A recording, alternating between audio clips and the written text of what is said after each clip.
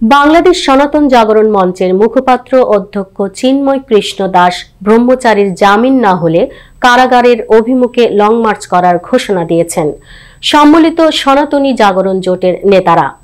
আগামীকাল বুধবার আদালতে শুনানি শেষে তার জামিন না হলে এ হুঁশিয়ারি দেন তারা।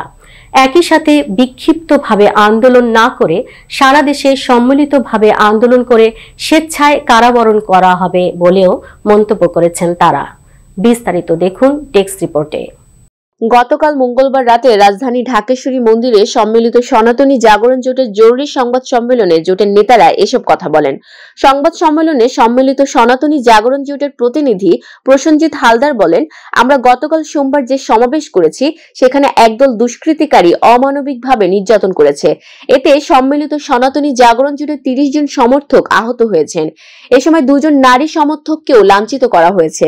তিনি বলেন, সম্মিলিত সনাতনী জাগরণ জোটের মুখপাত্র চিন্ময় কৃষ্ণ দাস ব্রহ্মচারী ঢাকায় এসেছিলেন।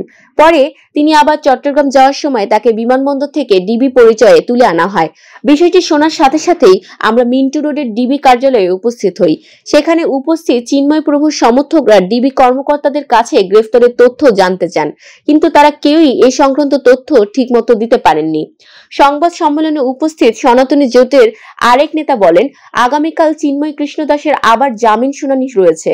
সরকার ভেবেছে তাকে গ্রেফতার করলে আন্দোলন থেমে যাবে, কিন্তু চিন্ময় দাস শুধু একজন নয়, প্রতিটি সনাতনীর ঘরে ঘরে চিন্ময় প্রভু রয়েছেন।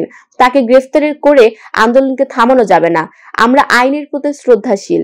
এটুকু বলতে পারি যে যদি কাল চিন্ময় প্রভুর জামিন না হয় তাহলে এই আন্দোলন বিচ্ছিন্নভাবে না করে সম্মিলিতভাবে অহিংস আন্দোলনের রূপ নেবে। প্রয়োজনে তাকে যে কারাগারে রাখা হবে আমরা সেখানে লং মার্চ করে সেই কারাগারে স্বেচ্ছায় কারাবরণ করব।